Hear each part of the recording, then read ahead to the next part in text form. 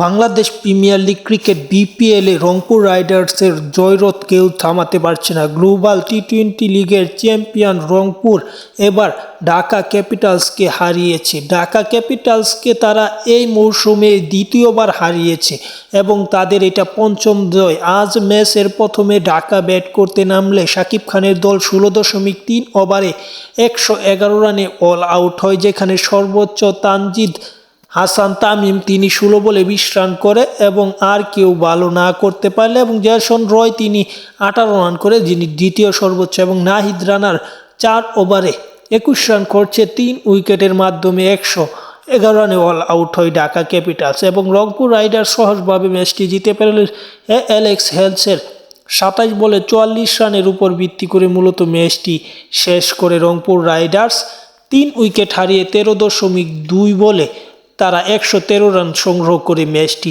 জয় ছিনিয়ে এনে এই জয়ে পয়েন্ট টেবিলটা অত্যন্ত সুন্দরভাবে নিজেরা শীর্ষে রইল রংপুর রাইডার্স এবং এই হারে শাকিব খানের ঢাকা ক্যাপিটালস আছে পয়েন্ট টেবিলের সবার নিচে।